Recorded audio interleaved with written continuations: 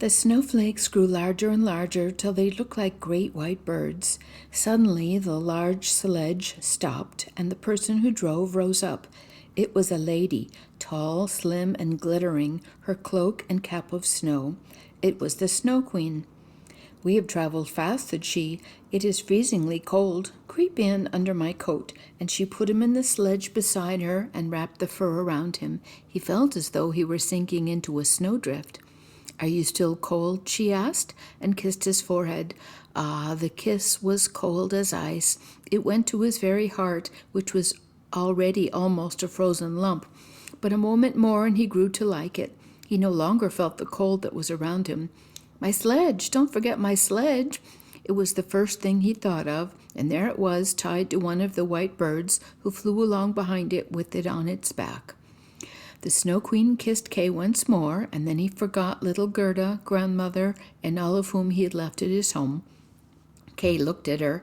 She was very beautiful. A more clever or a more lovely face he could not fancy to himself, and she no longer appeared of ice as before. When she sat outside the window and beckoned to him, in his eyes she was perfect. He did not fear her at all, and told her he could do arithmetic sums in his head, and with fractions even, that he knew the number of square miles there were in the different countries, and how many inhabitants they contained, and she smiled while he spoke. On she flew with him, high over the black clouds, while the storm moaned and whistled. On they flew over woods and lakes, over seas and many lands. Beneath them the wolves howled, the snow crackled, above flew large screaming crows, and higher still the moon shone large and bright.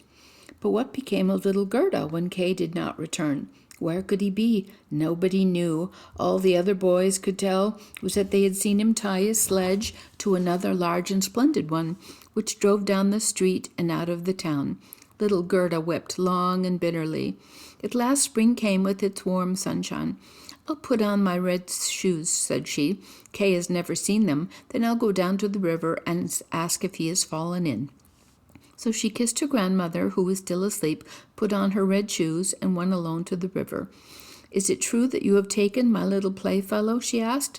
"I will make you a present of my red shoes if you will give him back to me." The blue waves nodded in a strange manner. It seemed to her, so she took off her red shoes, the most precious thing she possessed, and threw them both into the river. But they fell close to the bank, and the little waves bore them immediately back to her.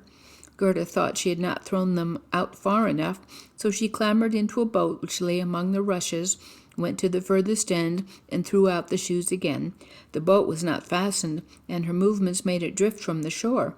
She felt it moving and tried to get out, but already it was out more than a yard from the land and gliding quickly onward. Little Gerda began to cry, but no one heard her except the sparrows. So she sat quite still with only her stockings on. Her little red shoes swam behind, but they could not catch the boat. It went so much faster than they. The banks on both sides were beautiful, with lovely flowers, fine old trees, and slopes dotted with sheep and cows, but not a human being anywhere to be seen. "Perhaps the river will carry me to little Kay," said she, and then she grew less sad. Presently she sailed by a large cherry orchard, where stood a little cottage with curious red and blue windows. It was thatched, and before it 2 wooden soldiers stood sentry, presenting arms when anyone went past. Gerda called to them, for she thought they were alive, but they, of course, did not answer. As the stream drove the boat quite near the land, she called out louder still, and then an old woman came out of the cottage, leaning upon a crooked stick. She wore a large, broad-brimmed hat, which was painted with the most beautiful flowers. "Poor little child," said the old woman. Then she went into the water, caught hold of the boat with her crooked stick, drew it to the bank, and lifted little Gerda out. "Come and tell me who you are and how you came here."